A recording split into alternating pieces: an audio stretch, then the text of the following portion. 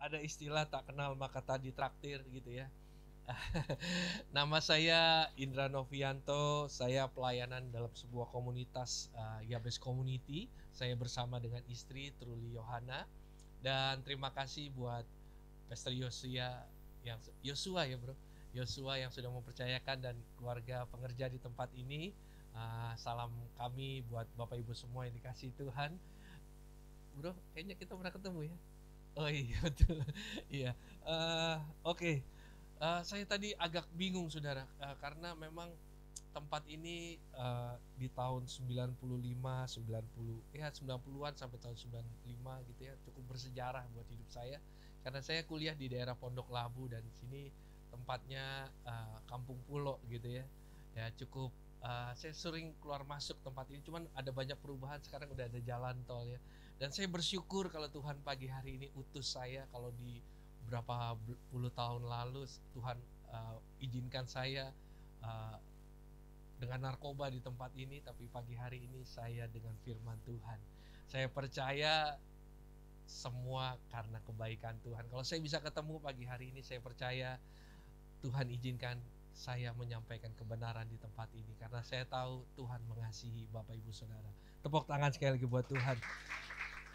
Saya cukup kaget juga ya, ternyata ada gereja di perumahan di tempat ini gitu ya, luar biasa. Yang saya percaya kalau ada battle di tempat ini, Bapak Ibu bisa onsite gitu ya. Banyak gereja masih online, dan saya percaya inilah kerinduan setiap kita, untuk kita bisa kembali lagi di tahun 2021 memuji menyembah Tuhan onsite. Amin saudara.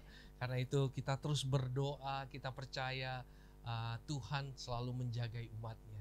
Kalau Bapak Ibu suka judul-judul khotbah hari ini, saya ambil judul khotbahnya yang mungkin tentang Natal gitu ya. Immanuel, Allah beserta dengan kita.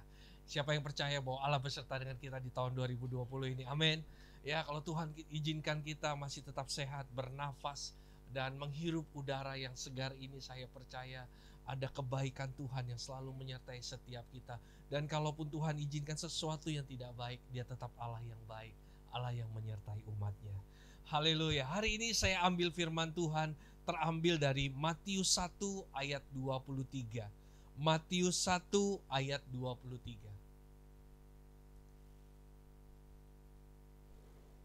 Matius 1 ayat 23. Yang sudah ketemu katakan oh belum ya. Matius 1 ayat 23. Ya, sekarang udah canggih saudara. Saudara bisa baca langsung di depan ya. Oke, kita baca sama-sama. 1, 2, 3.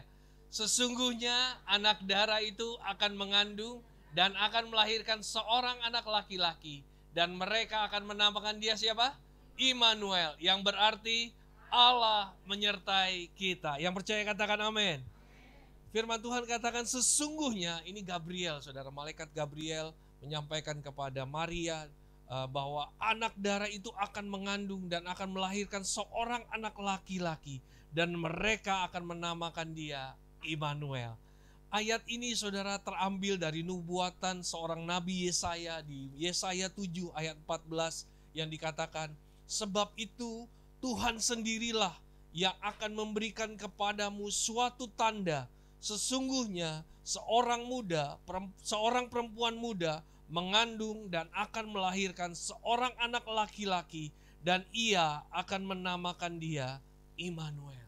Saudaraku yang dikasihi Tuhan, sebuah pengharapan, sebuah janji bagi setiap orang yang ada di dalam kegelapan atau tertindas atau mengalami segala sesuatu, itu merupakan sebagai satu pelita, sebagai satu titik cahaya buat orang tersebut bisa maju ke depan dan melihat situasi, melihat pengharapan yang Tuhan kasih. Saudaraku yang dikasihi di dalam Tuhan Yesus, di dalam Yesaya 7 ini ternyata ada kesamaan dengan kisah situasinya yang ketika Matius alami. Di dalam Yesaya 7, pada waktu itu bangsa Israel terbagi dua, Yehuda dan Samaria. Dan Nabi Yesaya itu ada di Yehuda. Di Yehuda itu sedang mengalami satu intimidasi, satu penjajahan, satu tekanan dari bangsa Asyur, saudara. Di mana mereka tertekan, bagaimana mereka terjajah ketika mereka menanam, hasil tanamannya dijarah oleh bangsa Asyur. Begitu terhimpitnya bangsa Israel ini oleh suku Asyur pada waktu itu. Dan pada kitab Matius juga dialami bagaimana murid-murid Tuhan juga ketika menulis surat ini, mereka mengalami satu tekanan dari seorang kaisar Romawi namanya Nero. Bagaimana Nero mengejar murid-murid Tuhan, membunuh mereka, menggantung, menyalib mereka, bahkan sampai akhirnya mereka diaspora, tersebar keluar dari Yerusalem. Dan bagaimana juga kisah ini ketika Tuhan Yesus, Allah Immanuel, lahir ke muka bumi ini. Bagaimana pada waktu itu seorang raja yang bernama Herodes memberikan maklumat kepada seluruh bangsa Israel, kepada tentaranya untuk membunuh semua anak laki-laki yang lahir pada waktu itu. Saudaraku yang dikasihi Tuhan, mungkin situasinya kita nggak ngalamin tekanan yang seperti itu. Tapi kalau kita lihat situasi hari-hari ini, bagaimana kehidupan kita sebagai umat manusia, ya, terutama orang percaya yang kalau biasanya setiap minggu kita bisa onsite, terus bagaimana kita bisa berhubungan dengan bebas tanpa masker, bisa salaman, karena orang Indonesia nggak bisa lewat dari salaman, saudara, betul ya? Karena kita tuh bangsa yang begitu rukun, harmonis, ya, kekeluargaannya kental. Sulit sekali kalau nggak salaman, saudara. Kita rindu bisa salaman, bisa fellowship lagi. Dan ini yang saya lihat di Google, sudah 40-an juta lebih yang sudah meninggal. Dan ada sekitar 1, berapa yang 1, yang meninggal, saudara, 15 juta atau berapa. Dan saya percaya, saudara, kalau Tuhan izinkan kita hari ini kita untuk menikmati anugerah Tuhan. Amin. Saudaraku, ada satu janji Tuhan buat kita hari-hari ini. Bagaimana di dalam situasi yang gelap, bagaimana di dalam situasi yang kita untuk tahun 2021 mungkin kita masih blank gitu ya, masih kosong, masih seakan-akan tidak ada pengharapan. Tapi saya mau kasih tahu buat Bapak Ibu Saudara yang dikasihi Tuhan, ada Allah Immanuel yang lahir 2000 tahun lalu, memberikan pengharapan bagi setiap kita bahwa Dia menyertai setiap kita, orang yang percaya dan yang mengasihi Tuhan. Yang percaya katakan amin. Allah Immanuel, Kristus Yesus lahir di hati kita. Dialah satu titik pelita, dialah satu titik pengharapan yang Tuhan taruh dalam kehidupan kita, bahwa Dia punya rancangan yang dahsyat dalam kehidupan kita. Walaupun situasi, walaupun keadaan, walaupun ekonomi begitu menekan, tapi saya percaya kalau Allah Immanuel ada di dalam hati kita, kita bisa melewati setiap situasi yang ada, karena Tuhan selalu beserta dengan umatnya. Saudaraku yang dikasihi Tuhan, itu krisis kesehatan, krisis ekonomi, saudara, sini sudah kelihatan begitu jelas. Istri saya kerja di pabrik, saudara, ya, di daerah Parung, ya, kalau Bapak Ibu tahu Hugo Boss atau H&M kayak gitu, dia pabriknya dipercaya untuk memproduksi pakaian-pakaiannya, tapi tidak untuk di Indonesia, tapi untuk ke Eropa, untuk ke luar negeri, saudara. Sebelum pandemi, pegawainya sekitar 1.300, ya, 1.300, hampir 1.400, saudara. Hari ini, saudara, pegawainya tidak lebih dari 700 orang. Dalam beberapa bulan sudah ada pengurangan hampir 700 pegawai. Di Parung itu ada belasan pabrik, ya, atau puluhan, mungkin ada sekitar 20 berapa gitu, saudara, pabrik. Dan banyak yang sudah tutup, saudara. Ya, ini baru di daerah Parung, saudara. Belum di daerah Jawa-Jawa yang lain, pabrik-pabrik yang lain. Saya juga punya teman di pabrik Toyota Honda di Kerawang, saudara. Dia sudah banyak pegawainya, sudah 60% dirumahkan, saudara. Saudaraku yang dikasihi Tuhan, situasi ekonomi dan begitu banyak menekan, saudara. Dan ada satu berita yang sungguh mengejutkan, saudara. Ternyata di dalam krisis ekonomi ini, krisis pandemik ini, perceraian meningkat tajam, saudara. Dan saya baca ternyata keluarga Kristen itu menempati hampir 40%, saudara. 60%-nya dari agama yang lain. Dan saya cukup terenyuh gitu ya, saudara. Tapi saya lihat wajah-wajah di tempat ini, wajah-wajah yang mengasihi pasangannya. Amin, saudara ya. Aminnya mantap nih kayaknya, Pak. Mantap kayaknya, luar biasa gitu ya. Saudaraku yang dikasih Tuhan, karena memang mungkin biasanya kerja gitu ya, dari pagi sampai malam, pulang nggak sempat ngobrol, tidur gitu ya. Terus Sabtu mungkin nggak punya waktu yang bersama. Begitu pandemik, dipaksa dalam 2-3 bulan awal bersama keluarga. Jadi proses pengenalannya, gesekannya semakin kencang, sehingga angka perceraiannya meningkat. Tapi saya percaya doa dari tempat ini, Indonesia dilalui dari krisis ini. Amin, saudara. Nah, saudara, inilah yang dibilang bahwa segala sesuatunya Tuhan beserta dengan kita. Itulah pengharapan di dalam kita. Saudara, sebuah pengharapan itu adalah sebuah kekuatan untuk setiap kita melewati situasi yang gelap ini. Ada saya baca di Google, saudara, ada seorang profesor, entah dia iseng, entah dia gimana, dia bikin percobaan, saudara. Dia bikin percobaan, dia ambil 2 ekor tikus, dia ambil 2 ekor tikus, terus dia ambil 1 bak besar yang cukup dalam, dan 1 bak itu dia taruh di dalam ruangan yang gelap tanpa lampu. 1 bak di dalam ruangan yang diberi cahaya, saudara. Dan tikus yang pertama itu dimasukkan ke dalam ruangan yang gelap. Tikus yang kedua dimasukkan ke dalam ruangan yang terang, dikasih lampu. Bapak Ibu tahu, saudara, tikus yang ditaruh di dalam ruangan yang gelap, dia tidak bisa bertahan di dalam bak itu untuk keluar nggak mungkin, tapi untuk berenang selama 3 jam, tidak nyampe 3 jam dia ditemukan tewas. Tapi tikus yang kedua yang diberi lampu dan diberi cahaya, dia bisa melihat tepian dari bak itu.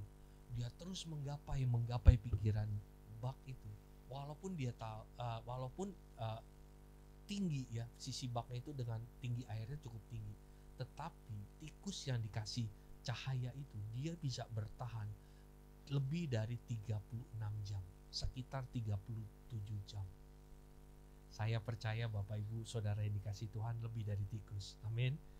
Karena kita punya Allah Immanuel, kita punya pengharapan. Walaupun situasi ekonomi begitu menekan, ada Immanuel yang bersama-sama dengan kita. Yang percaya katakan amin. Ya, saudaraku, apa arti Immanuel, saudara, dalam kehidupan kita? Yang pertama, saya kasih tahu bahwa Allah Immanuel, bahwa ada jalan keluar bagi orang percaya. Ya, arti Immanuel yang pertama adalah ada jalan keluar bagi orang percaya. Saudaraku yang dikasihi Tuhan, semua orang punya masalah, betul? Ada di sini yang nggak punya masalah? Hanya mayat yang nggak punya masalah, ya, betul nggak, saudara? Tapi selama orang hidup, dia punya masalah. Tapi ada satu hal yang saya mau kasih tahu, saudara. Setiap masalah semua orang punya, tetapi sudut pandang, cara pandang seseorang melihat masalah itu jauh lebih penting dari masalah itu sendiri. Sudut pandang kita akan sebuah masalah itu jauh lebih penting dari masalah itu sendiri. Kenapa, saudara? Kacamata yang kita pakai itu menentukan cara kita mempercayai segala sesuatu. Kalau cara pandang kita adalah cara pandang yang negatif, kita akan melihat bahwa segala sesuatu yang kita hadapi itu tidak ada jalan keluar. Tapi kalau kita punya kacamatanya Tuhan, kita punya sudut pandangnya Tuhan, saya percaya kita bisa melampauinya dengan segala cara. Karena Tuhan bisa punya hikmat memberikan kita jalan keluar melewati setiap situasi. Haleluya. Saudaraku, satu ketika saya dengan teman saya keluar dari pelayanan, ada dari lantai 20, saya turun ke lantai 1. Saya janjian dengan teman saya karena dia kerja di lantai 13. Saya sudah ada di lantai 1. Saya kasih telepon dia bilang gini, bro, kayaknya kita nanti dulu deh pulangnya, kita ngopi. Emang kenapa bro? Kayaknya nih di depan macet banget nih. Saya lihat mobilnya kayaknya nggak gerak-gerak. Kayaknya ini kita mendingan ngopi dulu lah sampai lalu lintas lancar baru pulang. Dia yang ada di lantai 13, dia bilang, enggak bro, ini waktunya kita pulang. Kalau kita lewat dari jam 3, jam 4, itu macetnya lebih parah. Kenapa? Dia bilang gitu. Karena dia bilang begini, saya lihat dari lantai 13, itu macetnya hanya 1 kilometer di lampu merah. Setelah itu lancar. Kenapa saya nggak lihat? Karena tingkat lantainya beda dengan dia. Dia ada di lantai 13, dia bisa melihat lebih luas dari cara saya memandang dari lantai 1. Betul? Tapi saya hanya melihat apa yang saya lihat. Tapi teman saya lihat ada di lantai 13, dia bisa melihat bagaimana situasi di sana itu lancar setelah 1 kilometer. Saudaraku yang dikasihi Tuhan, bagaimana kehidupan kita hari-hari ini? Semakin kita tinggi di dalam, semakin kita tinggi terbang bersama dengan Tuhan, maka kita bisa melihat segala situasi yang kita hadapi itu sesuatu yang biasa. Kenapa? Karena pencobaan-pencobaan yang kita alami adalah pencobaan-pencobaan, percaya gak saudara, pencobaan biasa. Amin. 1 Korintus 10 ayat 13. Tetapi kita pasti dikasih jalan keluar sama Tuhan. Amin saudara. Mungkin kita hari ini ngelihat, kok kayak gini ya Tuhan, kok situasinya seperti ini, sepertinya kayaknya kita gak bisa punya jalan keluar. Saudara, ini waktunya kita naik lebih lagi sama Tuhan, naik ke dimensi yang lebih lagi sama Tuhan. Mari, saya mau ingatkan bagaimana saat teduh kita di hari-hari ini. Mungkin di aktivitas kita sudah tidak seperti yang dulu, begitu banyak waktu keluar. Kita lebih banyak waktu di dalam. Bagaimana Tuhan meriset kehidupan kita hari-hari ini? Apakah kita ngomel, atau kita menyalahkan pasangan, atau kita banyak waktu doa, duduk merenungkan firman Tuhan? Kita perlu katakan, iman timbul dari pendengaran akan firman Kristus. Saudaraku yang dikasih Tuhan, kalau kita nonton film horor, hawanya takut atau berani? Takut, karena kita nonton horor. Kalau kita nonton film perang, rasanya gimana? Adrenalin naik, betul? Kalau kita dengar sesuatu yang tidak baik, kita jadi takut. Tapi kalau kita dengar sesuatu yang baik, yaitu janji Tuhan, pengharapan yang daripada Tuhan, saya percaya iman saudara pasti dibangkitkan. Amin. Hari-hari ini mari naik lebih tinggi lagi sama Tuhan. Bawa hidup kita ke dimensinya Tuhan, supaya kita bisa memandang seperti Tuhan memandang, melihat situasi seperti Tuhan melihat situasi hari-hari ini. Saudaraku yang dikasihi Tuhan, ingat kisahnya Maria, ya, Maria ibunya Yesus, ketika dia mau melahirkan, saudara, sebelum melahirkan dia dapat satu tanda dari Gabriel bahwa kamu akan mengandung anak ini, anak kasih karunia-Nya Tuhan. Wah, seneng gak saudara? Anak dari Gabriel sendiri loh yang menyampaikan, messengernya Tuhan. Kira-kira luar biasa gak? Bapak Ibu ada yang pernah ketemu malaikat hari ini? Belum? Mau ketemu malaikat? Bukan pencabut nyawa, bukan. Ya, pasti rasanya exciting, pasti rasanya bahagia, bener gak? Ketemu malaikat, rasain hadirat Tuhan aja udah luar biasa. Saya percaya Maria pada waktu itu juga bahagia. Wih, saya ketemu Tuhan, saya dapat nih anak perjanjian, saya hidup dengan sesuatu yang pasti Tuhan menyertai, pasti Tuhan ada. Tapi apa yang terjadi ketika Maria mau melahirkan? Tidak ada satu tempat pun yang Tuhan izinkan untuk dia bisa melahirkan selain di kandang domba. Betul? Apakah Maria dikutuk Tuhan? Apakah Maria berdosa? Apakah Maria melakukan sesuatu yang tidak benar di hadapan Tuhan? Tidak. Saudaraku yang dikasihi Tuhan, orang yang disertai Tuhan, saya mau kasih tahu bahwa seperti Maria, dia tidak punya tempat untuk bersalin. Bukan dia tidak punya yang namanya penyertaan Tuhan. Bukan karena dia tidak nggak punya, bukannya dia punya salah sama Tuhan, tetapi karena dia orang yang disertai Tuhan. Saya mau kasih tahu, penyertaan Tuhan tidak dibuktikan dengan meluputkan kita dari dapur perapian. Penyertaan Tuhan tidak dibuktikan dengan meluputkan kita dari dapur perapian. Saudara, kalau saya jadi Maria, untuk istri saya jadi Maria, mungkin kita akan ngomel. Tuhan, mana? Katanya ini anak yang Engkau sertai, ini aku yang diberkati, tetapi untuk tempat bersalin aja dia gak punya. Saudaraku yang dikasih Tuhan, kita mungkin bisa ngomel, tapi saya mau kasih tahu, Tuhan selalu ada buat umatnya.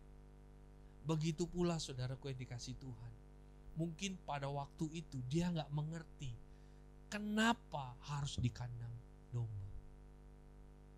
Dan pada waktu itu kalau Bapak Ibu Saudara baca kisahnya secara lengkap, bagaimana pada waktu itu Herodes ingin membunuh semua anak laki-laki yang ada di Israel. Maria gak punya duit untuk jalan dalam pelarian. Mungkin dia hanya tukang kayu yang tidak begitu banyak penghasilannya. Tapi apa yang terjadi? Tuhan kirim orang Majus. Betul? Orang Majus bawa apa? Bawa singkong keju? Enggak, saudara. Dia bawa emas, perak, dan kemenyan. Berkat untuk Maria dan Yusuf hidup di dalam pelariannya di Mesir. Saya mau kasih tahu buat Bapak Ibu Saudara, situasi hari ini mungkin kelihatannya buat setiap kita tidak enak. Tapi Tuhan sanggup mengirimkan orang Majus dalam kehidupan kita untuk memberkati kita melewati tahun 2020 menjalani 2021. Yang percaya katakan amin. Seorang Daniel, Sadrak, Mesak, dan Abednego, apakah mereka orang yang berdosa? Apakah mereka orang yang tidak disertai Tuhan? Tetapi Tuhan izinkan mereka masuk dalam dapur perapian. Bahkan perapiannya dipanaskan 4 kali lipat. Dan yang bawa kayunya itu kebakar, saudara. Tapi mereka berempat tidak ditemukan terbakar. Saudaraku, sekali lagi saya mau kasih tahu, penyertaan Tuhan tidak dibuktikan dengan meluputkan kita dari dapur perapian. Tapi penyertaan Tuhan dibuktikan dengan kita melewati dapur perapian, namun kita tidak hangus terbakar. Yang percaya katakan amin. Bapak Ibu boleh melewati setiap situasi, kondisi, keadaan yang tidak enak. Tapi selama ada Allah Immanuel, Allah yang beserta dengan kita, saya percaya tidak ada satu helai rambut pun yang jatuh tanpa seizin Tuhan. Kalau Tuhan sanggup memberkati, Tuhan sanggup membuka jalan bagi Sadrak, Mesak, dan Abednego, bagi Maria dan Yusuf, saya percaya Tuhan juga sanggup memberkati saudara semua melewati setiap situasi ini. Karena saya percaya setiap segala sesuatunya Tuhan sudah punya cara untuk setiap kita melampauinya dalam situasi ini. Yang percaya katakan amin. Saudaraku yang dikasih Tuhan, di awal tahun 2020 saya mengundurkan diri dari full timer, saudara. Ya, saya pengen full di dalam komunitas saya pengen melayani, saudara. Singkat cerita, jadi pandemi. Ada banyak cicilan, saudara. Ada banyak yang harus diselesaikan. Saya bilang, Tuhan, ini gimana ceritanya? Tuhan izinkan saya untuk fokus dalam komunitas saya. Tapi kok saya seperti ini? Kami berdua hanya mengandalkan gaji dari istri, saudara. Buruh pabrik, ya saudara tahu, mungkin UMR-nya Bogor, saudara. Situasinya saya hanya bisa berdoa, saya hanya bisa bilang, Tuhan, ini gimana ceritanya? Ada cicilan rumah, cicilan mobil, semua banyak, saudara. Kalau dihitung dengan hitungan manusia, itu jauh daripada cukup. Dalam beberapa bulan, saudara, tabungan saya hanya tinggal tidak lebih dari 100.000. Saya hanya hidup dari itu di dalam bulan yang keempat di tahun 2020. Saya bilang sama istri, ini gimana? Yaudah, kita percaya, kita doa. Saya cuma bilangnya, Tuhan, saya cuma punya Tuhan. Allah yang menyertai saya. Ada banyak cicilan, saudara. Ada banyak sesuatu yang gak enak. Tapi saya dibawa Tuhan pada waktu itu, komunitas saya di awal pandemi. Saya bilang gini,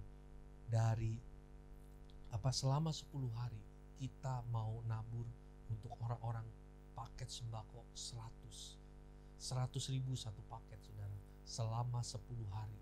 Jadi kalau dihitung-hitung itu hampir 10 juta lebih, saudara. Dari mana Pak duitnya? Ini krisis ekonomi. Kita doa sama Tuhan. Selama 10 hari sampai Paskah, saudara, Tuhan izinkan kita terus nabur buat orang-orang. Kita terus nabur. Terus saya bilang ini, Tuhan, saya udah nabur nih buat orang, tapi kok nih tabungan gak nambah, Tuhan. Tabungan segini aja, cicilan ada loh Tuhan. Tapi sampai hari ini saya mau kasih tahu, caranya itu luar biasa. Saya gak ngerti. Sampai hari ini saya juga melewatinya juga saya bingung. Dari bulan yang itu sampai hari ini semuanya sudah terlunas. Dalam arti kata, dari cicilan rumah, cicilan itu Tuhan cukupkan. Karena saya tahu saya punya Allah Immanuel. Selama kita mengandalkan Tuhan, selama kita hidup berjalan dengan Tuhan, Allah Immanuel, Allah yang menyertai setiap kita, itu akan membuka jalan buat setiap orang yang mengasihi Dia. Yang percaya katakan amin. Saudaraku yang dikasihi Tuhan, tetap percaya Allah Immanuel bersama-sama dengan kita. Amin. Yang kedua, saudara, janji akan masa depan yang penuh pengharapan. Ya, tadi Immanuel artinya Tuhan membuka jalan. Tuhan pasti buka jalan. Yang kedua, Tuhan punya rancangan masa depan yang penuh harapan. Yeremia 29 ayat 11 dikatakan begini, sebab aku ini mengetahui rancangan-rancangan apa yang ada padaku mengenai kamu. Demikianlah firman Tuhan, yaitu rancangan damai sejahtera dan bukan rancangan kecelakaan, untuk memberikan kepadamu hari depan yang penuh pengharapan. Yang percaya katakan amin. Saudaraku yang dikasihi Tuhan, pernah tahu yang namanya Nick Vujicic yang gak punya tangan, gak punya kaki? Ya, kalau Bapak Ibu lihat di Google, dia punya anak-anak yang ganteng, istri yang cantik. Tangan gak punya, kaki gak punya, tapi dia bisa dapatkan itu semua. Kenapa? Literatur mencatat bahwa dia percaya ada Allah Immanuel yang menyertai hidup dia. Saudaraku yang dikasihi Tuhan, Nick Vujicic gak punya tangan, gak punya kaki, tapi dia punya pengharapan di dalam Tuhan. Dan hari ini hidupnya menjadi motivator nomor 1 di dunia dan termahal. Bapak Ibu lebih dari Nick Vujicic, betul? Bapak Ibu punya tangan dan kaki lengkap. Dan saya percaya Tuhan bisa berkati Bapak Ibu semua melebihi Nick Vujicic. Karena itu, siapa yang engkau andalkan, siapa yang engkau harapkan hari-hari ini, kalau bukan Yesus yang menjadi andalan hidup kita, saya percaya hidup kita akan sia-sia. Hidup kita akan menjadi sesuatu yang tidak punya pengharapan. Selama ada Yesus di hati kita, selama ada Yesus yang menjadi pengharapan kita, kita punya pengharapan hari esok yang penuh pengharapan dan damai sejahtera, bukan rancangan kecelakaan. Saudaraku pernah tahu penyanyi Julio Iglesias? Saya ada satu lihat dari biografinya gitu, saudara.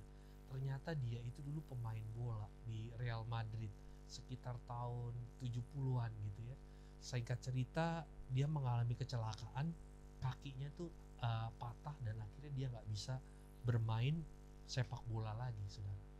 Dia frustasi karena dia waktu itu Real Madrid tim favorit, klub bola favorit yang ada di Spanyol. Dia itu impian dari kecil. Namun ketika dia main, kakinya patah dan dia tidak bisa, ibaratnya dia pensiun dini. Dan akhirnya pada waktu itu Julio Iglesias dia cuma nyanyi nyembah Tuhan, nyanyi muji Tuhan. Singkat ceritanya ada seorang produser dengar dia nyanyi, akhirnya dia diangkat dan bawa ke studio rekaman. Di tahun 80-an 300 juta keping albumnya dia itu laku terjual. Dan dia menjadi penyanyi nomor 1 terfavorit di dunia di tahun 80-an. Dari seorang pemain bola kecelakaan tidak punya pengharapan. Ketika dia datang sama Tuhan, dia beroleh pengharapan dan masa depan. Dia bisa menjadi penyanyi nomor 1 solo pria terbaik pada waktu itu. Saya nggak tahu kehidupan yang sekarang, tapi saya percaya ketika dia memulainya dengan Tuhan, Tuhan angkat dia untuk beroleh pengharapan yang baru. Amin. Kalau saudara punya pengharapan di dalam Tuhan, kita punya Allah Immanuel, Allah yang menyertai setiap kita. Haleluya.